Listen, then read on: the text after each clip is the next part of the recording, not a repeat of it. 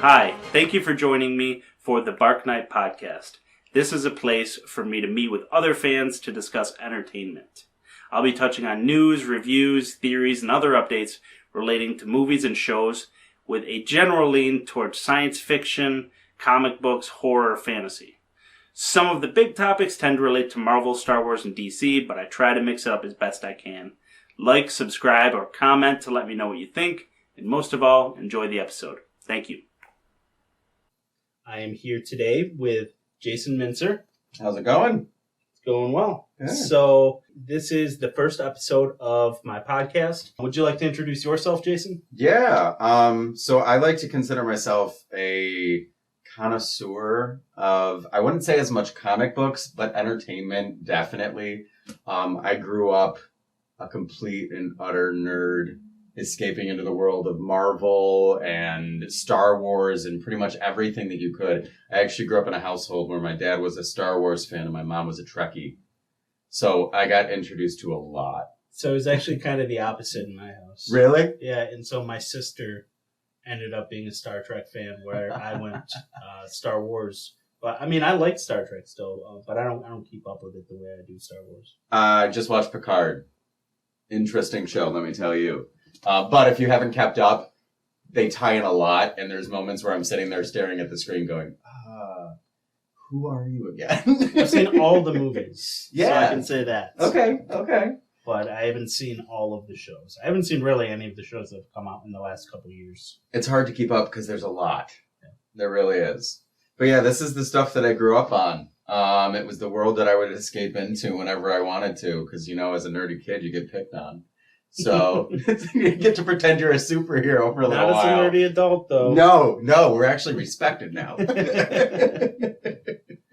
All right, so the first thing we're going to talk about here is Star Wars. So the way we're kind of going to flow here is we're going to go topic to topic. Our first one is Star Wars. So let's talk about Obi-Wan Kenobi. Yeah. I have very mixed feelings about Obi-Wan. I enjoyed it. The premise of it, you know, it takes place after episode 3, before episode 4. So we know where things end up. But there were just some things about it that I was like, huh. Am I allowed to do a spoiler? Yeah. Okay. So spoiler alert. So like how Darth Vader doesn't kill that girl. Rue, what is her name? Reva. How he doesn't kill Reva. Yeah. I've read that it's a choice, because he wanted her to suffer. I've read that it was writing because they want to introduce her into a new series that's coming up. Possibly. I mean, I think realistically it was definitely writing because they want to keep her for a new series. I think the writing was kind of on the wall for a lot of that. As soon as they introduced her as one of the younglings and introduced the revenge arc into it, it's like, okay. So, if you remember, I called that she was going to be a youngling. But you did. A lot of people. You did. I do remember that. And I loved, like, the overall story was really good. I liked Obi-Wan's arc. I still think to this day, I will say Reva actually did a good job chasing young Leia. Yeah. Whereas the bounty hunters just look like clowns. Right. Like a Flea from Red Hot Chili Peppers. Him and his nameless goons that are chasing her down in the forest. Yeah. Yes. But the one thing I will say, no matter what my opinion was throughout the series, no matter where I was like, really? Like, does that make sense? It was 100% worth it to see that battle between Darth and Obi-Wan. Hands down. Yeah, I agree. I think that the battle at the end was very good. I even liked the one, like, what was it, like 3 episodes in, where Obi-Wan kind of gets his ass handed to him. Yeah, he needed to. Yeah, I think all of that was building towards him, his sort of, not redemption, but like him getting back on the saddle as a Jedi, so to speak. He had to find his reason for believing in the Force almost, I feel like, again, because he was so broken because of everything that happened between him and Anakin, that he was a shell of himself, but to have that really beautiful moment where he hears all of the negativity coming in from Darth and like from their original fight in episode 3 to flashing over to young Luke, young Leia, and him kind of rediscovering why he does what he does, why he was a Jedi. That was a really, really powerful moment. And I mean, they had some cool effects in the originals, but I'm really liking what they're doing with the Force nowadays. Yeah. Like they can just do so much more now with the technology and what they can bring to the big screen or to Disney Plus. Yeah. So I was very happy with it. I don't know if they should have continued it because there's, word on the streets that we're getting a season 2. I don't know. There's a lot they could do with it though. Yeah. So my thoughts on Obi-Wan is that I also liked it. I thought it was good. I thought there was definitely room to improve on it. There was a lot of spots where it's just like, I don't know if that's what I would have done there. Yeah.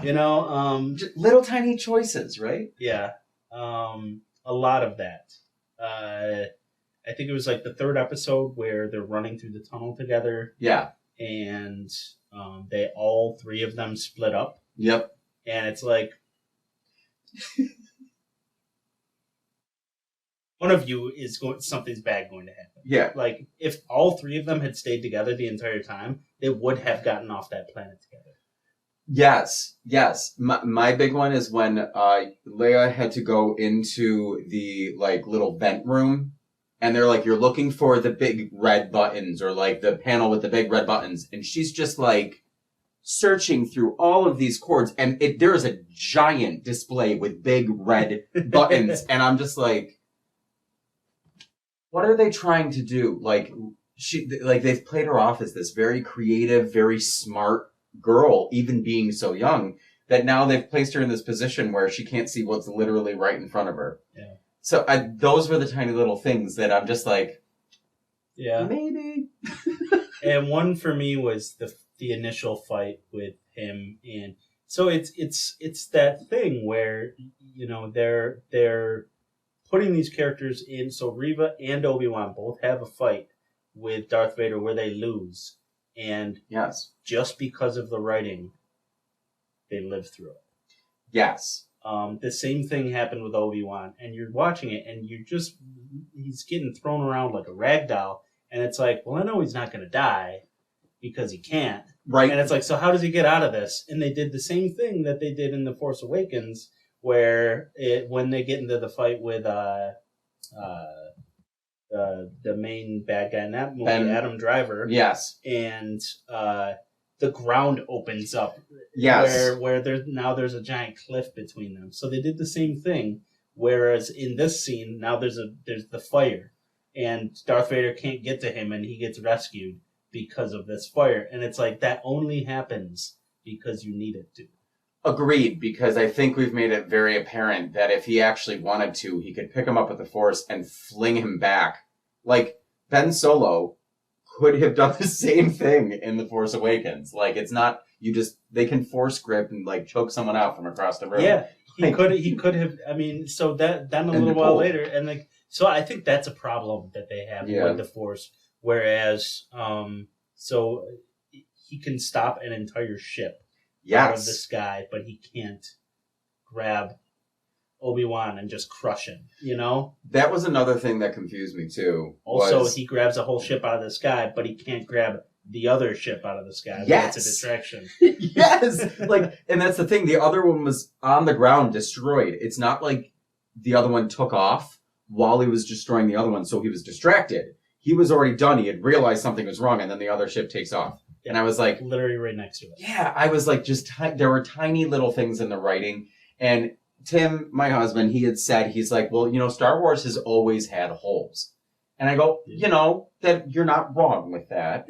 But this day and age, like, does it need to? I don't think it does. I don't think it does, and I think they've got an entire world that they could draw upon to kind of fill in some of the holes. With how long they took to write this show, it's been in the works for years. Yeah. You would think that they would have filled those holes in by this point. Yeah. Now, despite all those complaints that I have, there's a ton to like about this. I agree. Ewan McGregor's acting is phenomenal. Hands down. Spot on. It's exactly what it needed to be. He carries so much of the show. Oh, God, yeah. Hayden Christensen, he did very well. I really enjoyed the flashbacks. I agree. And I think they did a very nice job with not going too CGI with stuff. Like, yes, you could tell that they were both older, but you didn't necessarily need to think that they were both the age that they actually are in today's world. Yeah. Like, it definitely worked. The flashbacks were great. The actress who played Reva, she actually got a lot of flack. And I'm not sure why she did, but I thought she was a phenomenal actress. Yeah, I thought she did really well, too. I thought all of the Inquisitors did very well. The one guy that's in it is Han from Fast and the Furious, and he's unrecognizable. And actually, oh my God, all of them are. Yeah, you're right. I totally did not know that, but then when you said that, I was like, yeah. Okay, yeah. They all did a great job. Absolutely. I will say the Grand Inquisitor, I found out why he didn't die, but they never said it in it. He just was miraculously alive. Apparently he has 2 stomachs, so he got stabbed in one stomach, so it's okay. Oh, I didn't know that either. But they didn't bring it up. And again, not to deter from the good things, but it's one of those things where it's like, that would have been such a quick dialogue thing. Tim, the underworld of Star Wars, Tim made it a point to say that he knew all of the big plot points ahead of time.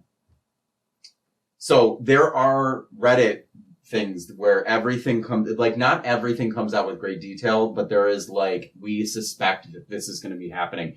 Like, they knew that they had actually cut the final fight between Darth and Obi-Wan because they were thinking about making a season 2. So it was actually supposed to be bigger, but they had dwindled it down. But back to your point about all the good stuff that is going on. Like I said, the journey with Obi-Wan, I think, was one of my favorites. Like, there was a beautiful arc there. Yeah. Beautiful arc. Yeah. I also called it when we spoke a few weeks ago about Liam Neeson. I know, right? Liam Neeson was there. He did make an appearance. They laid all the building blocks for Liam Neeson to make a comeback. Yes. And they did it in a way where, like, you're fully expecting it to happen. And, like, they kind of dragged out the finale. Yes. Whereas, like, each scene, I'm like, is this the one? Nope. Is this the one? Nope. Is this the one? And finally it's like, here it is. There he is. Well, he had to become one with the Force again. He wasn't ready for it. But I think that's where they could go with season 2 is, not that I want to see like an entire seating that has a training montage, but like there's a lot of different characters that they could bring in, and there's a lot of time that happens between when Obi-Wan is this age and when he is an old man in episode 4. Yeah. Like, you got to think we're looking at least, what? I think it's like 10 years. I was going to say minimum of 10 years. So, because even Luke and Leia, they're both like 6, 7 years old. Yeah. So. Yeah, I mean, I hope they spend a decent amount of time on that. Yeah. Because it's it could be really cool. There was one other loophole that they did a very good job dancing around.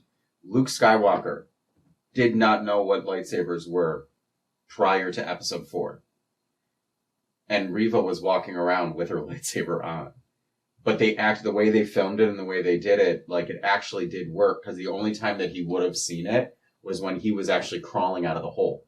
Like, that was one loophole that a lot of people were really nervous about, because when they heard that she was going for him, they were like, he can't know what a lightsaber is. So, kudos to them. They made a pretty big plot point in episode 4 still work. So there's hope. Yeah. A new hope, if you will. Sorry, terrible play. All right, so that's enough about Obi-Wan. I wanted to talk about The Mandalorian real quick. We're between seasons on it. I have been catching up on Star Wars Rebels, and it's been really, really good. Have you watched it? I have. It gets really Mandalorian heavy. It does. So Really? I just started the final season. Oh, okay. And Excellent. yeah, so it's very Mandalorian heavy right now. They've introduced the Black Saber and everything, right? And yeah. They're on Mandalore right now, fighting. Okay. They just got they're it's all these little skirmishes on Mandalore at this point, basically. Yep. And what's interesting about it is watching The Mandalorian. You don't realize that they've laid the building blocks for so much of what they're building in The Mandalorian before now that people have no idea about because they didn't watch Star Wars, The Clone Wars, or Star Wars Rebels.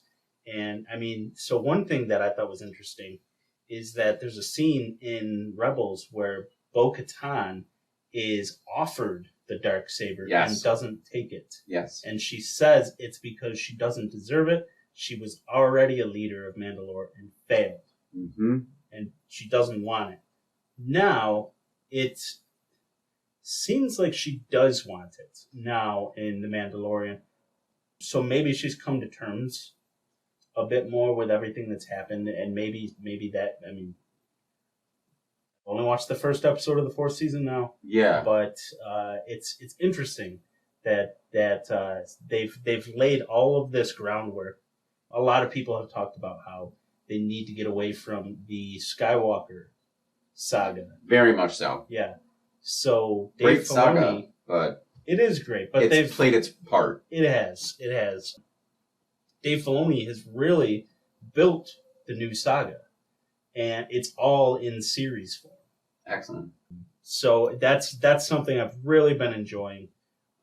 It's built into the Clone Wars, it's built into Rebels, it's built into the Mandalorian, and now it's built into Boba Fett as well. Yes, there's 2 entire Mandalorian episodes that are in that series. So it's really cool that he's built that ongoing story that has spanned all of these different series. And part of me wonders if they're ever going to, like, where's that going to go? Like, is that what The Mandalorian is really about?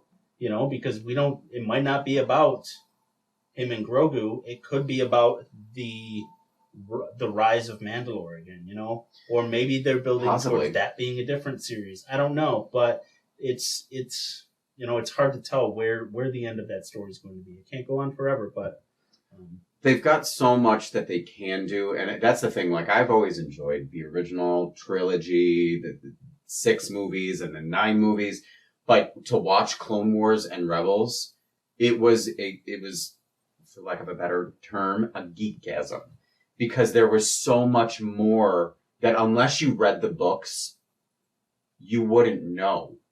And my dad has read the books, like every single one, multiple times. I never got around to doing it. So watching Clone Wars, seeing everything with Ahsoka Tano and Hayden Christensen and their relationship, seeing more about Darth Maul, who just doesn't die in episode 1. Like, there's so much more of these stories.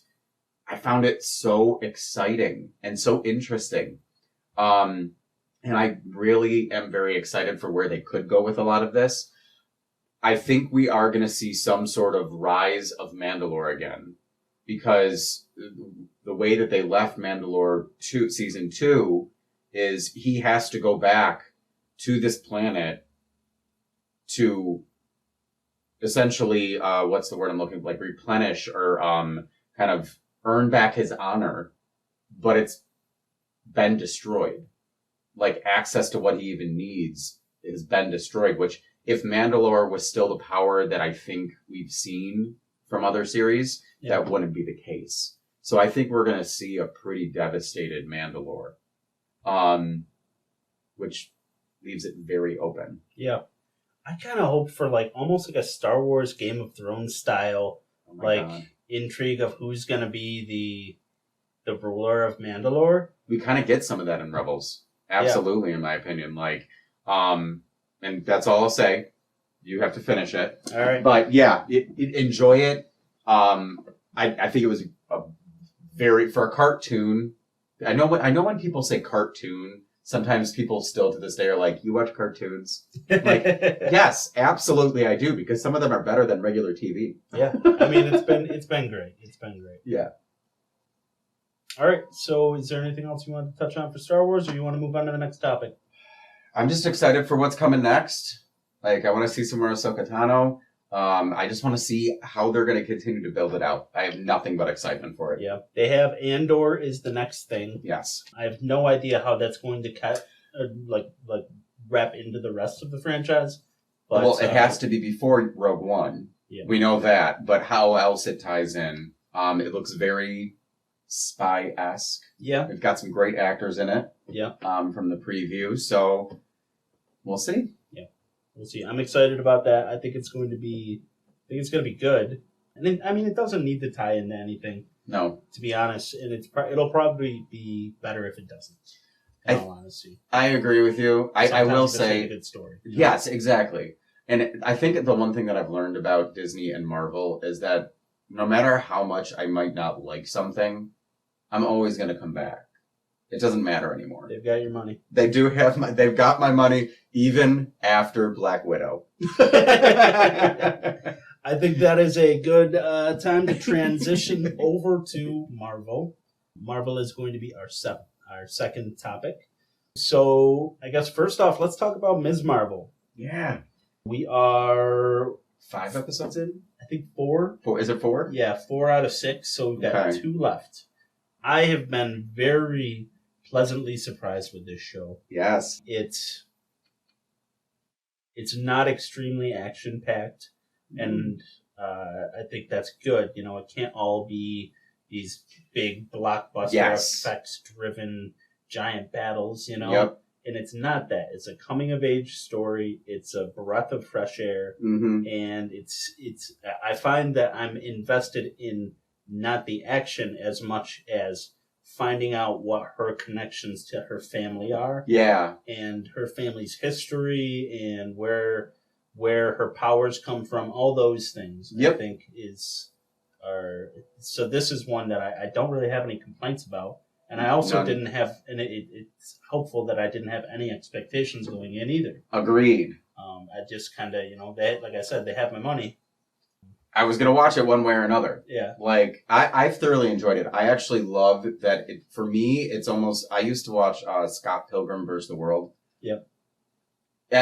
Like, religiously. And I loved the comic book game style of how they filmed everything. Like, the dialogue would pop up in either little clouds or on random buildings, and it's the same style in this. And I just find it so entertaining because when you're watching, you literally, they just draw your attention and you could miss it very easily.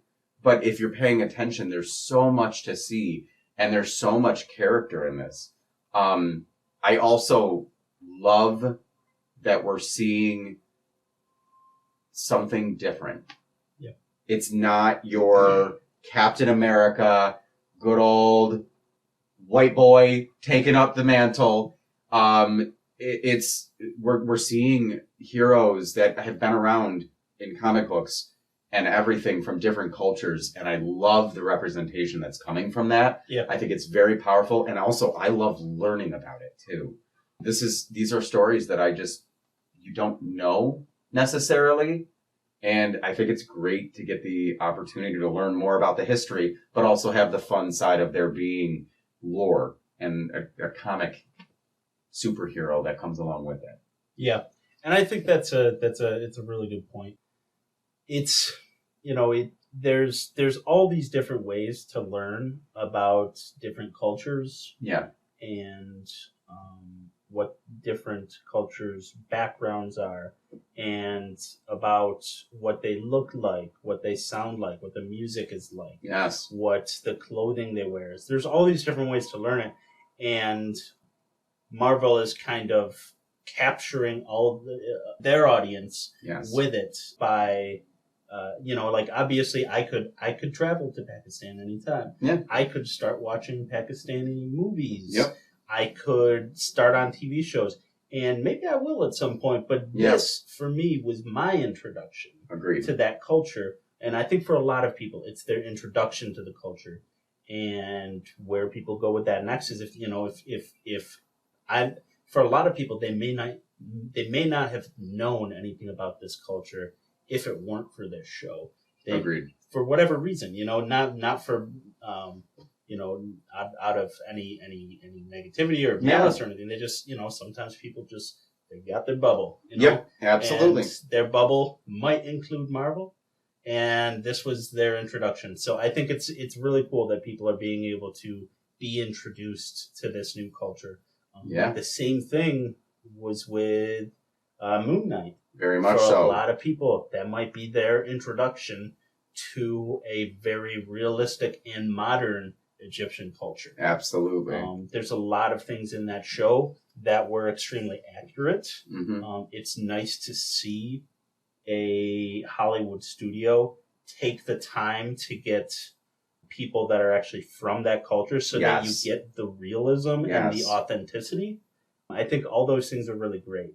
And it's increasing that representation. It's increasing the audience of people that would care about Marvel. Yep. And it's increasing the number of just diverse characters. So I think there's a ton to love. There is, and there's so many different characters in the Marvel universe that haven't even been tapped yet. Yeah. But to see them introduce these, it's the exposure is fantastic. I think Disney as a whole has been doing that for a couple of years now, from Coco to Moana. They did the one, I think it was Raja and the Last Dragon. Coco. Raya. Coco is the reason why my wedding was Dia de los Muertos. I absolutely loved everything about that movie. I loved the idea, the exposure into a very powerful time in Mexican culture. It's beautiful story. Yeah. Beautiful story. That's an interesting thing about Ms. Marvel. What was the historical partition? Partition. Yeah, I had never heard of that. I feel like it's something that you learn about one random time in school. And that was like, cause it's one of those things where you hear it and you like call back to like, I feel like I was in like 6th or 7th grade and I had to we learned about it, but that was it. And to see something, I mean, this was a huge thing in history. So to see this, fantastic. I probably have a history teacher out there seeing this that's just like, I did teach you. You didn't listen. But yeah, I really enjoy it. I'm really excited to see where they're going to go. I want to see how they're going to work Moon Knight in. I want to see how they're going to work the Jinn in as well. It's a big world. Yeah. I'm excited to see where that goes. Yeah. And then her next appearance after this, she's in the Marvels, right?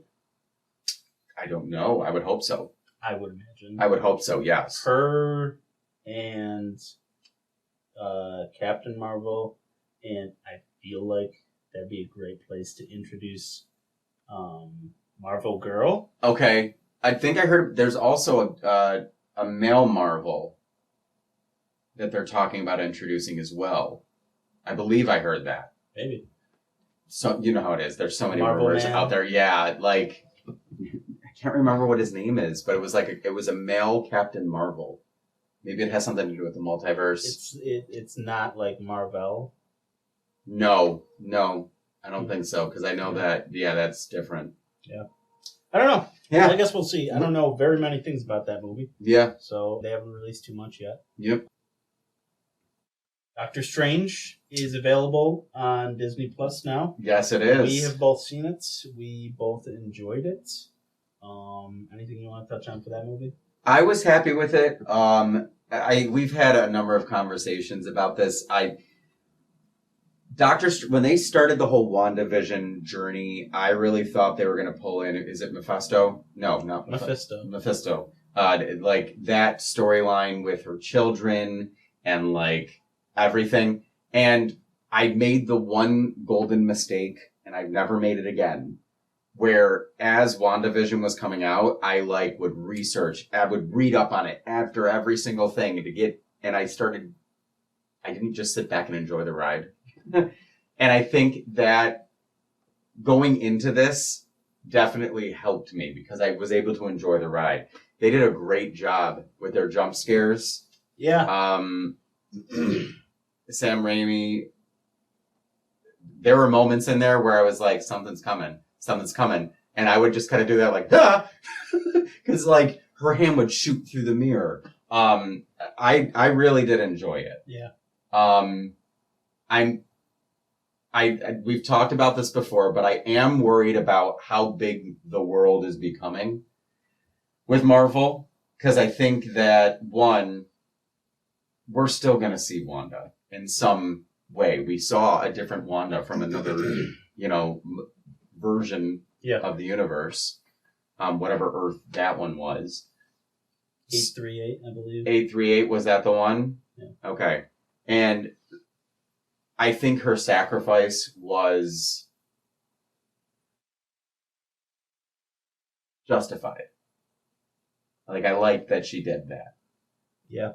So, from the comics, from what I've read, she dies a lot in the comics. And, Does she really? Yeah. Oh, okay. So, not only that, but she also does a lot of really bad things in the comics. And it's almost like they're constantly trying to redeem her just so they can, like, have her do something terrible again and then redeem her again. So, I guess if they're worked. sticking to the comics, then I think, they, at some point, they'll probably do a redemption arc for her. Okay. I don't think this is the last time we see her. No. What's interesting is that she does a lot of bad things in this movie. She does bad things. She's done a ton of bad things, but nothing that's not redeemable. She killed, so spoiler alert, she kills the entire Illuminati except for, what's his name?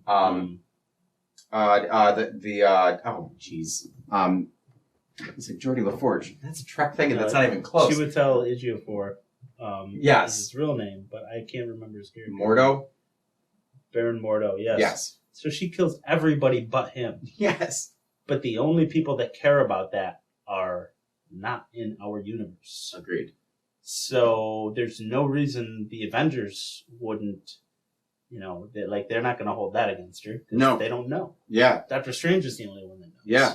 I think the only bad thing that she did in our universe was she did kill, a lot of people at their temple. Yeah. And, other than that, yes, she sent monsters after, It's all red shirts, though,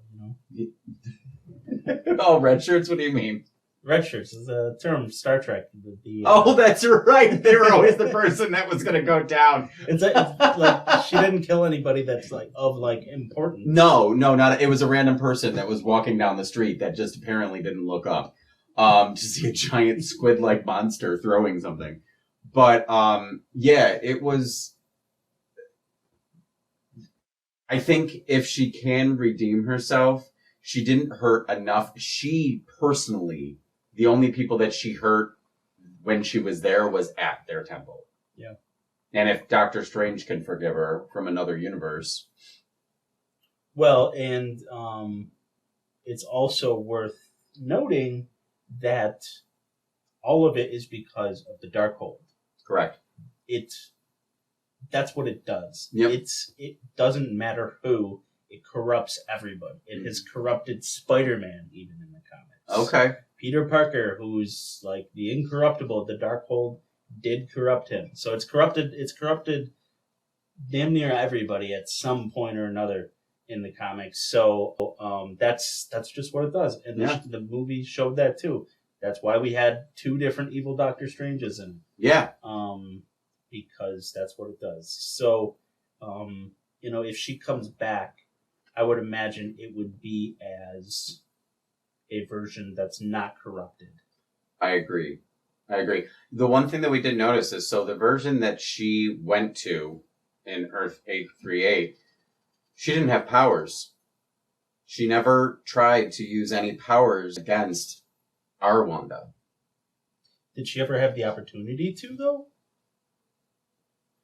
I feel like maybe not, but it's one of those things where you know how Wanda kind of always had a sixth sense about her? Like, she always knew something was going on. She was able to invade this girl's mind.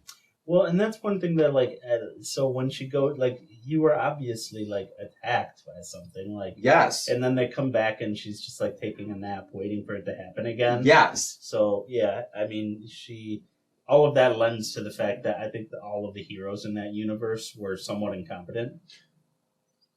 All it took was for him just not to tell Wanda what Black Bolt, is that his name? Yep. What his power was. And that probably would have solved a lot of issues. Yeah. But he just had to. Yeah. Yeah. Mr. Fantastic.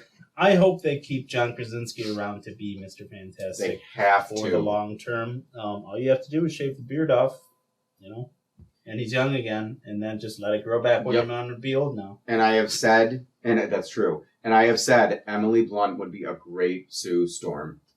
She really would. And she has said that she doesn't want to do it. Ah. Like, she has said she doesn't want to do it, but John Krasinski has said he'd be open to it. He was actually up for Captain America once upon a time. Huh. But it went to Chris Evans, obviously, and the rest is history there. But also, her saying she doesn't want it doesn't mean anything. True. It's been proven you cannot trust celebrities when they say they are not in Spider-Man No Way Home or anything else. So her saying that it holds very little weight. Yes, that's very, very true. But I'm excited for a Fantastic Four movie. Yeah. I'm a big fan of that franchise, and there's been a lot of rumors going around about Doctor Doom being introduced this year. I just wonder where. Like, so what do we have coming out? We've got Thor. Yup. We've got She-Hulk. We've got the new Black Panther Forever. Wakanda Wakanda Forever. Yep. It could be there. I wonder if it would be, because I don't see it. I mean, they've already told us who the villain is for Thor, like Gore the God Butcher, I think his name is. And so, I mean, unless it's a snippet like they love to do at the end, one of their many multiple scenes that they have during the credits, maybe that could be it. Yeah. But possibly for Wakanda, I could see that. Yeah, and it's been said that so it looks like Wakanda Forever is about like a conflict between Wakanda and Atlantis, is what a lot of people are theorizing. And they think that he might be the guy behind the scenes of that. So even if, so there might be like a big bad in Atlantis that they fight against during that movie, and then maybe a mid-credits scene shows that Doctor Doom was behind it the whole time. And all of it is a ploy for him to take over Wakanda, or get all the vibranium or something like that. Absolutely. Dr. Doom is an amazing His castle was villain. Introduced in Moon Knight. In like the second episode. Really? When he wakes up in like a field somewhere. Yeah. That it shows a castle behind him that looks almost identical. Was he in isn't it like Latvia? Isn't that where he's from? Yeah. Liberia. Yeah, it's a very small country. Yeah. Very small country. Okay. I wonder if that actually was where he was. Could you imagine if the villain, Aaron, from Moon Knight actually was Doctor Doom all along?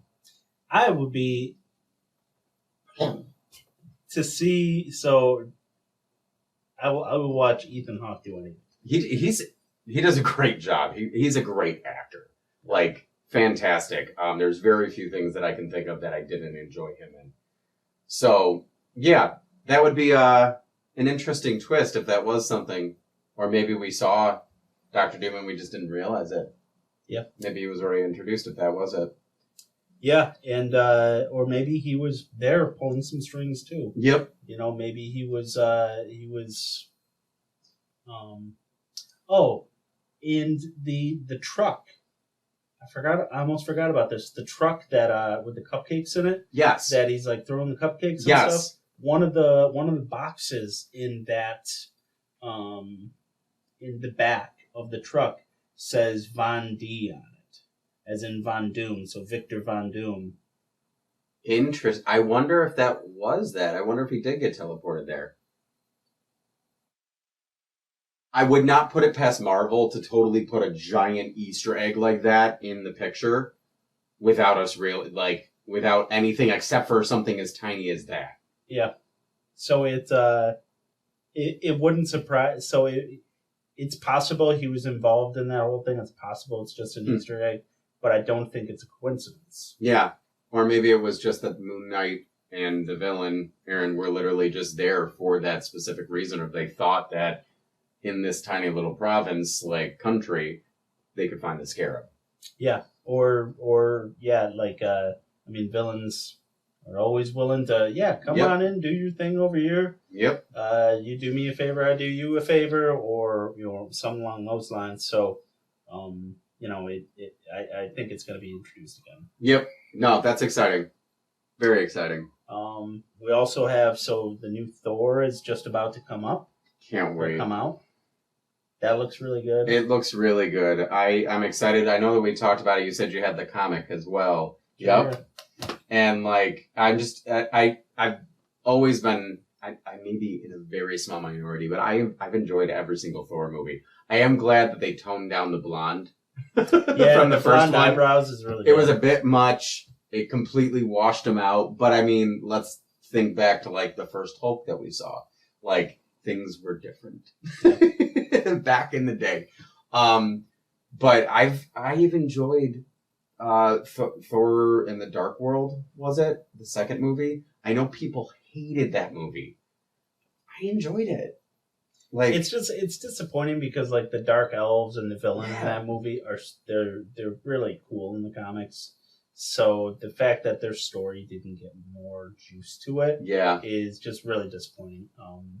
And I mean, Chris Eccleston, I think he was the villain there. Yes. And also, he didn't get a chance to really embrace that either. Maybe there's a version out there where he did. True. But all around. I don't think it's a bad movie, but I just say it's disappointing that they didn't utilize those characters a bit more, especially because Chris Eccleston and what is the character he plays? The head general, correct, of the Dark Elves. Yeah, it's weird. Malekith. Yeah. Oh yeah. Because the second half of this book it has him in it. Okay. There you go. Perfect. Yeah. Well placed. Yeah. He really could have dug into the meat of that role and didn't get a chance to, so it's disappointing. But I don't think it's a terrible movie. No, I'm excited to see new gods in this one too. Yeah. That's the thing. I'm jumping. Not the worst Marvel movie, as you know my opinion. Black Widow. Oh, yeah. Curse you! But I'm really excited that we're going to see other gods. They're introducing the Greek gods. I think it makes sense with, Gore the God Butcher. Yeah. I cannot wait for Christian Bale. I think he's going to just absolutely kill that role. No pun intended. I have always been, and I don't know if this is just me or not, I've always loved the villains, and I think their stories are so much cooler. Is that bad? No, I mean, so a lot of people say that those are the best roles for actors. Yes. Is the villain, because you get to not hold back. And, at all. I mean, Christian Bale he's been great as a villain when he gets a chance to. I mean, American Psycho. Yeah. It's an unbelievable movie. Yes. That he's a really good, he's a method actor, correct? Do you know what I mean by method actor? Yeah, I believe so. Because there is a very different style. Heath Ledger, he was a method actor, and apparently that was something that actually led to the end of his career and the end of his life. But they get so into the characters that they literally embody them and they become them for the time being whenever they're filming them. Yeah, and one of the things he's done in a lot of cases is physically transform as 100%. well. Losing weight, putting on weight, sometimes both for a role. Yeah. He was great in The Fighter. He was great in Ford versus Ferrari. He was great in American Hustle. It's another one. There's a movie, The Machinist and Rescue Dawn, that he's in, and in both of them, he loses a ton of weight. Really? They're not especially fantastic movies, but his acting in them is on another level. Okay. I'll have to look into those ones because I hadn't. I remember the first time that I ever saw him was in Newsies. Yep. Because he was the lead in that, and from then on, it was just like, okay, yeah, this is gonna be a thing. Yeah. No, I'm excited to see how this story develops. Obviously, won't have a problem with any of the snaps that happen in the movie either. But we'll see how the cards fall. I think it's gonna be a good one. Yeah. It's also getting great reviews too. So Awesome. Good. Yeah, you forget. When does that come out? it comes out in a week. A week? A week. We get Stranger Things tomorrow. We get Thor in a week. Yeah. I'm not working. I'm gonna sit in my house in anticipation. So now everybody will know how long I sat on editing this video. That's true. Yes. We'll have a little thing at the bottom of the screen. It actually came out 2 weeks ago. Yeah, it took me 3 weeks to edit. All right. I put She-Hulk on my list just because I wanted to point out that they still have not released another trailer after the abysmal one they released a month or two ago. I am going to follow my new rule, and I'm going to go into this with zero expectations. And it can't be worse than the original Hulk movie. It can't. Which one? The one with Eric Bana? Yes. Yeah. It can't be. So, fingers crossed. Like, I actually have not watched the trailer, but I've done that on purpose with this one. It's not because I've just missed it. You should watch it. I don't want to because it's going to make me angry. It's really bad. I know. Maybe I'll watch it, like, after. My hope is that they're just, like, they're going to just fix everything and they're going to be like, we didn't put out a new trailer, but bam, here it is. Yeah. You know, I mean, it's like I said, Marvel hasn't disappointed me yet, so I have no reason to think they will now. But I have read online that a lot of people are extremely concerned about this, and they think that this could be the first big miss. But they said that about Guardians of the Galaxy too, and that ended up being a home run. So, yes. You know, it might have just been simply a case of, maybe Kevin Feige didn't get to see the trailer before it went out the door. Yeah. Or maybe they're trying to pull a Sonic. I tend to lean towards the Kevin Feige didn't sign off on it. I just want to do a quick non sequitur. On Disney Plus, they have the new Chip and Dale movie. And of course, like Rescue Rangers, I've definitely watched it because I was like, this is nostalgic. Like, I remember playing the video game and watching the cartoon. Ugly Sonic, as they call him, is in that movie. Really? He is literally called Ugly Sonic. And it is the original look of the Sonic. And they totally make fun of it just for the fact that it was such Sonic a miss. a Disney movie? No, I don't know. Well, maybe it is.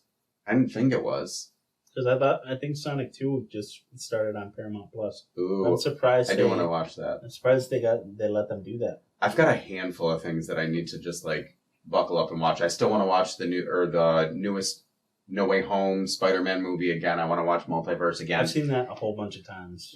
I just want to like sit down and do it, but there's no time unless I'm going to a theater. Speaking of multiverse, So the other day I saw Everything Everywhere All at Once. Have you seen that yet? Nope, that is on my list. I want to see that, and I think it's one that I'm going to have to like sneak to and just not tell Tim. Sorry if you watch this. So we bought it on Amazon. Oh, okay. So it's out there. Oh, it is? Okay. Yeah, excellent. You don't have to go to the movies to see it. You could. What did you think? I really liked it. Okay. So it's very unique, and it's got they really dig into a lot of bonkers ideas. The way it's displayed is extremely artistic. Yes. It is. I got that from the trailer. It is not really like anything I've seen. Okay. it's kind of what I wanted more of in Multiverse of Madness. Okay. Where like she goes through like I can't even count how many different universes. Okay. And they tell a story through all of these, but you get to see so many different ideas. Excellent. Whereas like in Multiverse of Madness, like you think you're going to see so many different ideas, you are not going to see so many different ideas. Slight changes. You're going to see 2 ideas, and they're going to, for what 30 seconds they fall through the universes. Yes. And they fall apart and then come back together and then end up as color. Yeah. Yeah. So they really dig into the meat of that idea. Okay. And they do it in a very, they do it very well. So I highly recommend you see it. It's pretty bonkers. I think it's a wild ride. Okay. It's one that I've wanted to see. Absolutely. Yeah, highly recommend. Definitely check it out. So our next topic is DC. We don't have a ton going on with DC right now. I had a couple things I wanted to talk about. So first we have the Batman. Thank you, DC. Thank you. Like, we've had a lot of swings and misses. Yeah. We've had a lot of swings and misses as of recent, but I feel like this movie was a solid home run. They needed a win. Yeah, and the weird thing is, I didn't grow up necessarily as much on Marvel as I did on DC. I was a Batman kid. But the movies that I've seen, it's one of those things where, like, they have my money, but I'm teetering. The Batman brought me back from the precipice. Yeah. Absolutely. To see him as the detective, to see a fantastic array of actors. Yeah. Yeah, there's so many things to like. It's an extremely well made. It is a vision. This person had a vision this is told and in a way where it's like, okay, this is like Matt Reeves knew what he wanted to do. Yep. And he did it. Yep. He knocks it out of the park. The music, the score to the movie is so good. Yes. I believe it's Michael Giacchino. And I hope that's how you say his name. He's the same composer who did the music for No Way Home. Oh, okay. And Excellent. He's also directing Werewolf by Night in October as a holiday special, which is, if you're not aware, it's a Marvel comic about a werewolf. Interesting. And it's actually where Moon Knight was introduced. Really? His first appearance was in Werewolf by Night. So I thought they were going to introduce him in Werewolf by Night in Moon Knight. I think that would have made sense, but they didn't. It's would have made so much sense. It comes out this year. Yeah, And maybe they did, and it just didn't fit into the story, which is completely acceptable. And what they'll do is they'll do a flashback, and you'll see Moon Knight running by, and then there's a werewolf just kind of like having a cup of tea. Yeah, or maybe they have a cameo by Moon Knight. I hope it all leads into a Midnight Suns story, which is like the supernatural Avengers almost. Okay. They're like street level of it. So I guess it's more like a supernatural Defenders than anything. But a lot of cool characters. That would be really neat. It's usually like Moon Knight, Ghost Rider, Blade. So ones that actually like have been known to fight the undead or vampires or things along those lines. In Moon Knight, Blade's coming out too. Yeah, Blade's coming. So Blade's coming, Moon Knight's here. And so, sorry to get... We went back to the Marvel. Went back into Marvel. Yeah. Like you said, there's not a lot to talk about with DC. Yeah. So Michael Giacchino, great score for the Batman. I think it's a phenomenal score. The cinematography is great. Robert Pattinson is great. Yeah, I was pleasantly surprised. When I heard that he was taking over, I was like, oh no. And I think we talked about this before, too. I was wrong. I was absolutely wrong. And I believe there were some independent films that you told me that I needed to watch with Robert Pattinson. He's done a ton of independent work since he left the franchise. Twilight, yes. Cinematic gold. And I think for a lot of people, they can't get him out of that his his acting as that character out of their head. Yeah. For me, I never watched it, so I don't have to worry about that. That burden has not been bestowed upon me. That's fair. I will say I do not blame him or Kristen Stewart necessarily for their acting in that, because if you've ever read the books, you realize that it has a lot to do with the writing. I'm sure. But the characters were... Made a ton of money. And it still does. There are people like... I won't lie and say I didn't enjoy it. But I'm not like a diehard in any way, shape, or form. And props for him for being able to do that. To go from that to Batman. Right. And that 100% has to do with the independent work he's done for the last 10 years. The Lighthouse with him and Willem Dafoe is an absolute... That was the one. Great movie. I know a lot of people who hate it. Okay. But I love it. Okay. Because it's just that kind of movie. Yeah. It's like quite literally like them just on this island. You're just watching them act. And they kind of go crazy on this island together. William Dafoe, not a problem. He's acting royalty in my opinion anyway. Yeah, he's great. Everything he does is a masterclass. Yeah. Willem Dafoe is great. Mm-hmm. So definitely check that out. He's done a ton of stuff. I mean, it's worth checking out some of his independent work. So, Okay. They've announced a sequel to that already.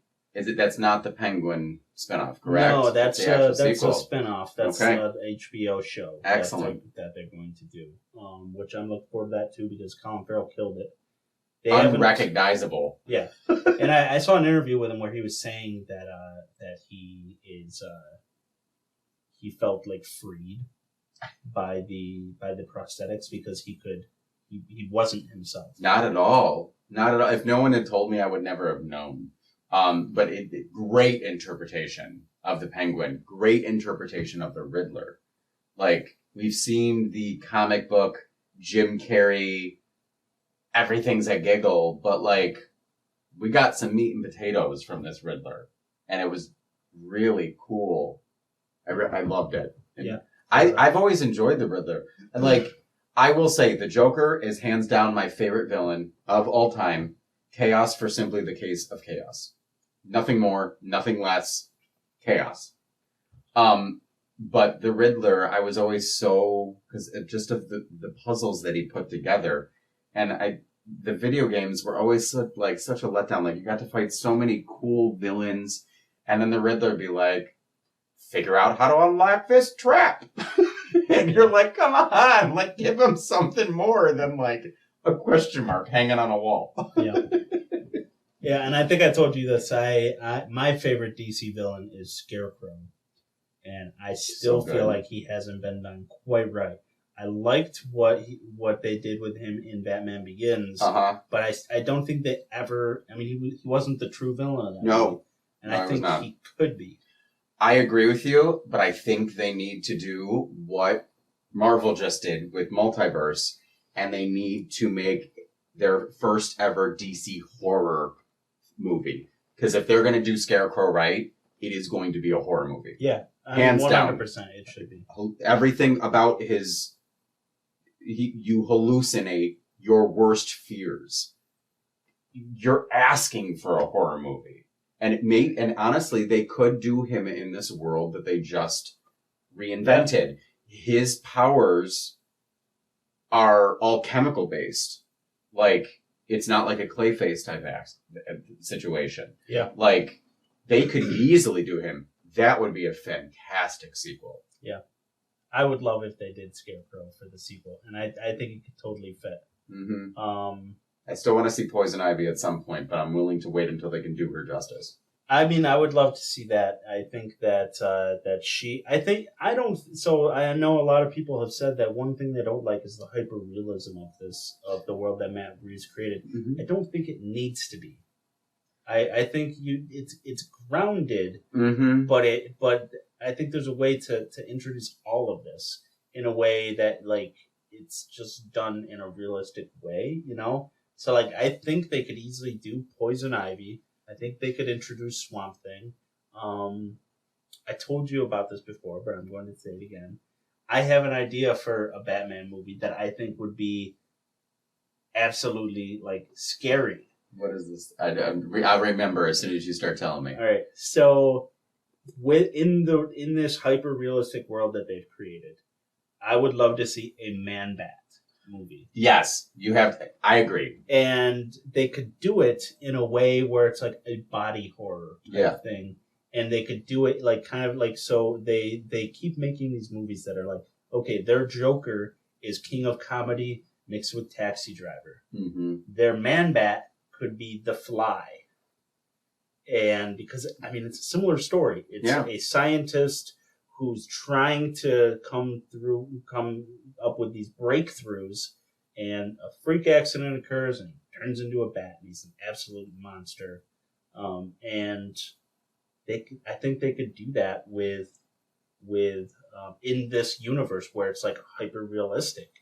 I will say, it would be nice to see this concept done correctly, because I still have yet to see Morbius, and I'm still kind of like refusing to. Sorry to go Marvel again. I still haven't seen it either, and I don't know that I'm going to. I agree. I do need to see Venom Carnage too. So that, I mean, and that's an interesting point. It's like it would be the inverse of that. Yes. You're using practical effects.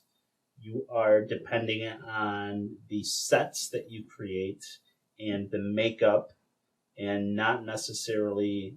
And that's where I think DC has been. I mean, that's where the Batman specifically really shine. Yes, is in the makeup, is in the sets that they built, is in the cinematography. They're depending on these things that they're building, not on CGI. Where you've got Jared Leto with just a completely CGI face, that's not the way to do it. Yeah, I agree with you completely. I think they could, and that's not to say they can't use CGI at all, but they'd have to do it in a way where it looks realistic and tastefully. Probably be by utilizing a lot of the darkness that has been created in this world. I think there's a way to do it, and I would. That's my idea. That I like it. Absolutely. We've never seen him in a movie. There's a lot of villains that we've never seen. Like, we've never even seen nothing. The thing is, like, Man-Bat, I feel like they could make a movie about him. Scarecrow they have, but they could make a full movie. But, like, for example, the Mad Hatter. You can't make a full movie about that. But, for example, if you're creating, like, the Joker is leading a team, the Mad Hatter could be brought in as one. Yeah. Like, there's a lot of characters. I don't think they could do Clayface in this world. I don't think they could either. I verge on very carefully even saying Poison Ivy or Mr. Freeze. Yeah. Like, they'd have to be very careful, and you're right. They just have to root it. Mr. Freeze done right. I know. Well, let's be honest. Uma Thurman, love her. Arnold, his kindergarten cop, growing up, loved that movie. That one, specifically, Batman and Robin. It's a bad movie. It was a swing and a miss. Yeah. Batman Forever, I enjoyed that much more. Like, Tommy Lee Jones, he's another actor for me that's like, it's a masterclass. I love him in so many things. I really do enjoy Jim Carrey, and he was in his prime of his comedy at that point, too, where it was easy for him to step into this, like, goofy, like, kind of crazy mindset. But when you're going that over the top, like the comics, it's easy. Yep. Yeah. So, not much to talk about with DC, but we found some stuff. Just keep doing what they're doing. Yeah. They struck gold with this. They just need to stay on this vein. Because they always like to, they're like, oh, okay, that was great. And then they try something new, and you're like, Marvel has the recipe. The recipe doesn't change much. Yeah, so hopefully they do more of that. Yes. I want to see more of the Batman. And, good luck. Yeah. All right, so what else? Stranger Things. So excited for tomorrow. Last time we talked, I had watched half of the season. Okay. I have now watched all of the season. Tell me, what are your thoughts? I really liked it. I really liked the whole season. I love the villain in this one. Yes. He very much, and I said this at the beginning, and having watched the whole thing, still stand by it. He reminds me of a Resident Evil villain, and I mean Nemesis that in a good way. Yeah. Yep. It's because of the weird little veiny things on his neck. Yeah, and there was a couple other ones that were very similar to that too that I can't remember. Offhand. The Tyrants had like the hand thing that he does. The Tyrant? Yeah. I think kind of actually much more the Tyrant than Nemesis. Yeah, because he has the weird looking like hand claw thing. Yeah, so it's there's a lot there. The prison storyline I ended up liking a lot more than I thought I would, but I think that's because they took too long to get where they went. They really did. They took their time with that. Yeah, and I don't think they needed to. I was just happy that Hopper was still alive. Yeah. Spoiler alert. Spoiler alert, but it's in the trailer, so. Yeah, at this point, yeah. I think that the fact that if I had been in the writer's room, I'm not a writer, so this is, an opinion that means nothing. But if I had been there, I would have said, hey, maybe don't start the prison storyline till episode 3. Yeah. Yep. Maybe don't put it in the trailer either. Much rather would have been led down that road, not in the trailer. I agree. It's not the first time that's happened either too lately that they did a ton of spoilers in the Doctor Strange trailer. So trailers to me have been getting worse and worse. I agree with you, which is one reason why I've actually stopped watching so many of them, because they do. Like, we had talked about Nope, and how the trailer at first was very mysterious, very,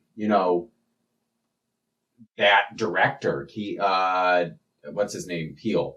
Yeah. Correct? Jordan Peele. And the new trailer that came out, it was just kind of like Keegan-Michael Key. Yeah, yes. Yes. It just kind of like suddenly you're like, oh, you're giving away a lot of the story. And I don't want that. So like I'm very cautious with anything that I watch trailers on now, because it's just like I'd rather be in the moment and enjoy it for what it is. Yeah, I've already stopped watching the Thor Love and Thunder trailers. Yep. I saw enough that I was like, well, they had my money already. But I saw enough that I was like, all right, I don't need to see any more of this. Yes. I didn't even need to see Christian Bale, but I did watch that one. Cool. That was the one where they introduced him was the last one I watched. Okay. Oh, okay. So, yeah. There you go. So they've had one more after that, I think? Yeah, and I haven't seen it. Yeah. So, yeah, I'd much rather they would have not introduced Hopper in the trailer. Mm-hmm. I didn't really like the California storyline at all. It did seem weird. I think that they needed that, though, to show that time has progressed and that they're growing up.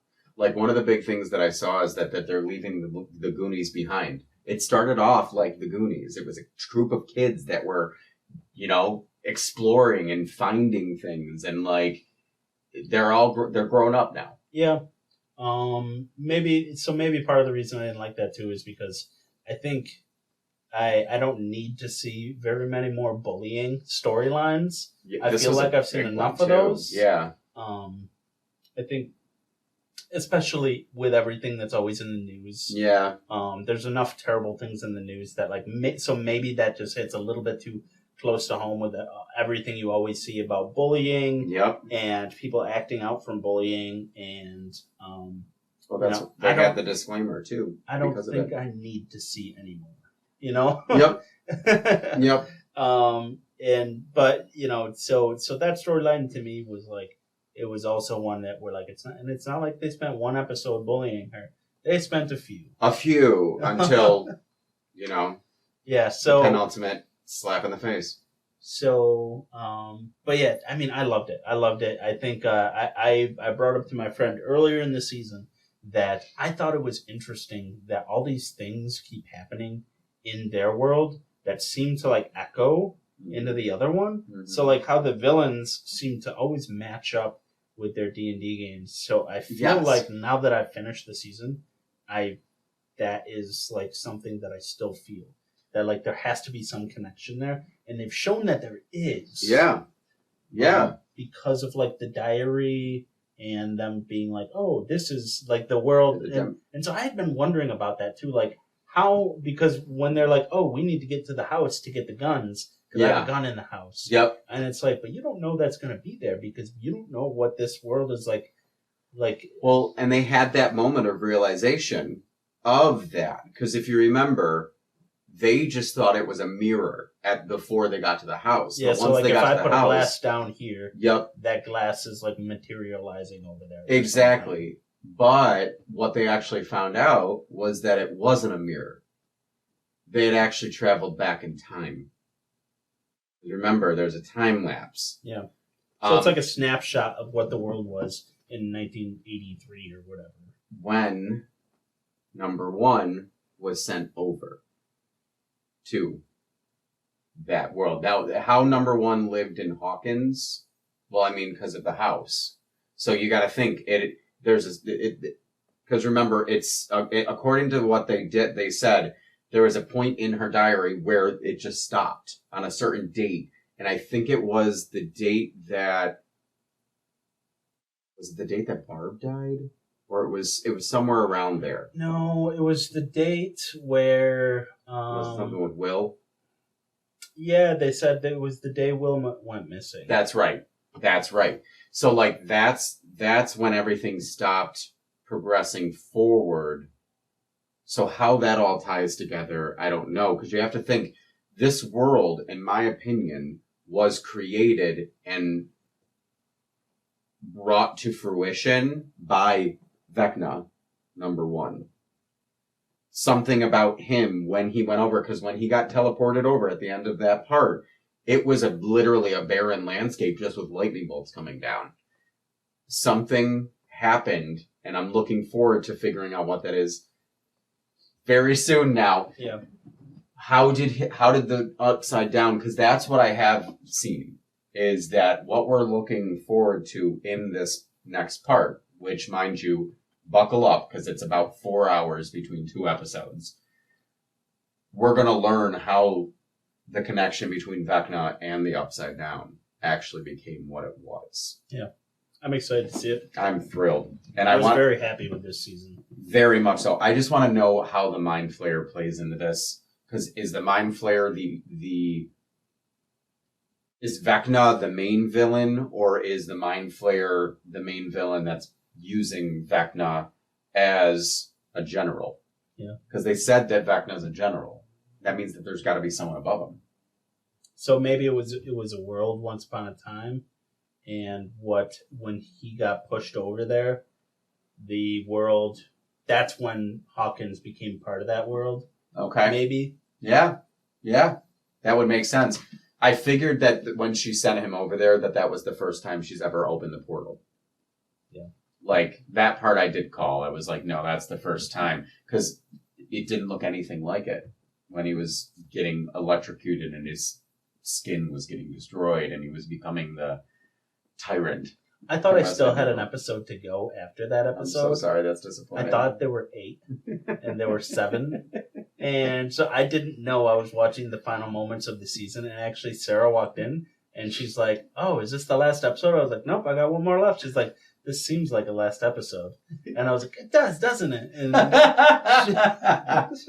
well, sure enough.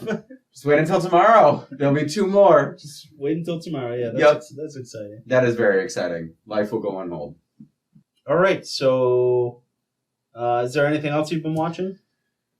Nothing of the realm of superheroes. I've been watching Blacklist, which has James Spader in it, which was a very... Ultron himself. Yup. Very nice callback to Stargate as well. Another great movie that I grew up on. Very fun. I love Stargate. Although I've never watched the TV series, and I don't know why.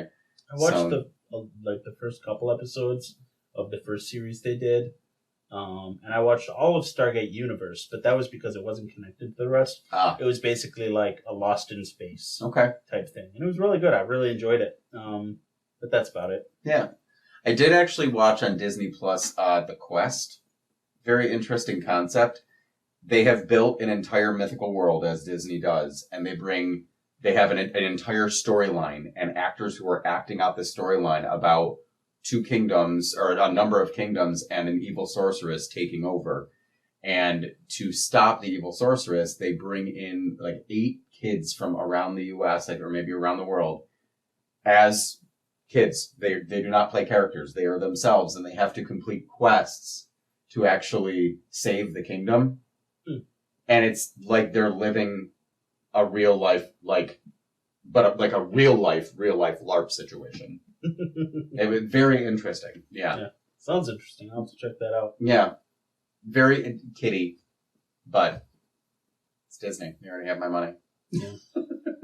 Anything else?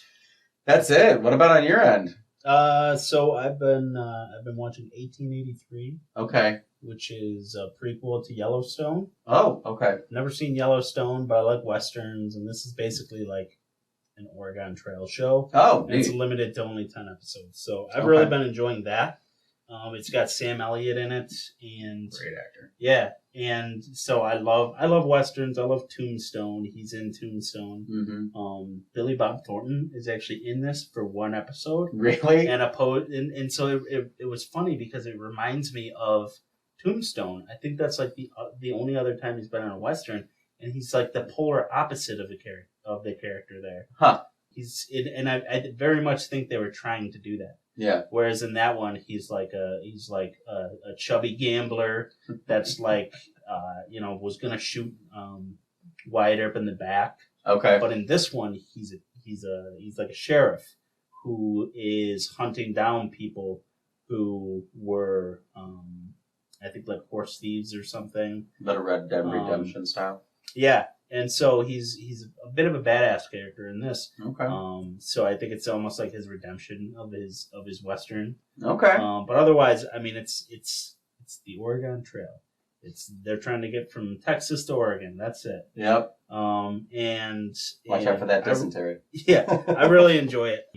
And so that's been good. I also watched Scream 5 recently. Have you seen that? Do you like the Scream movies?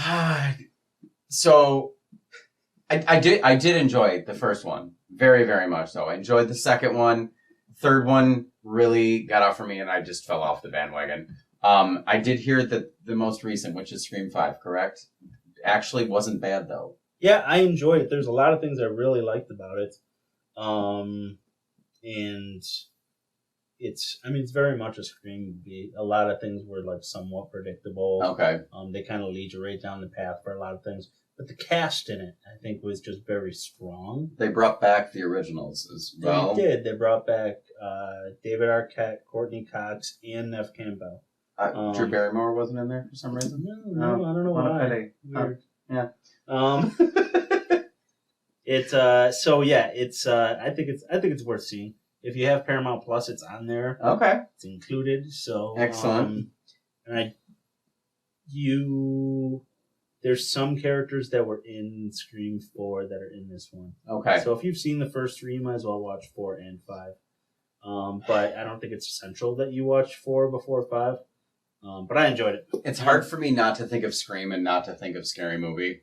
Yeah. And like how they made fun of it and everything. Like, that's very bizarre for me. As you're watching it, you don't think about that stuff. Okay. I just watched the first Scary Movie like a few months ago. Yeah. It's still very funny. Oh, it's hilarious.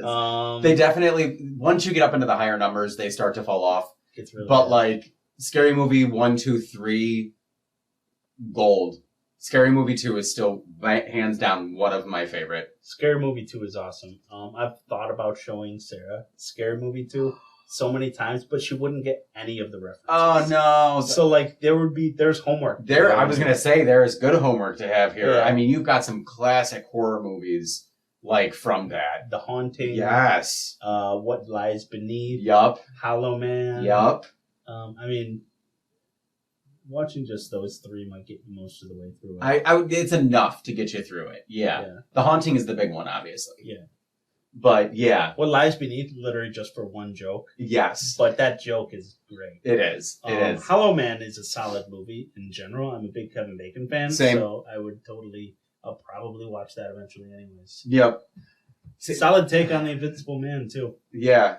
See, this is why though, even in the conversation we've had tonight, I've realized that I have like a plethora of different things, so I may just not do anything for the next week before Thor comes out and just keep catching up on things.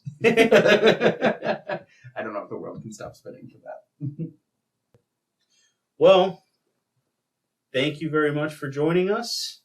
I hope we didn't ramble on too much about all of these things. Thank you so much for joining me to do this. Thank you for having me. And we will have to do this again soon.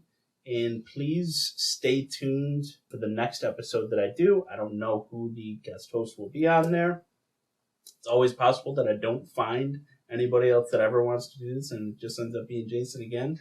But we will have so much to talk about. At one point here, we both will have finally seen Top Gun Maverick, and we can talk about that. Yes. At some point. Yeah.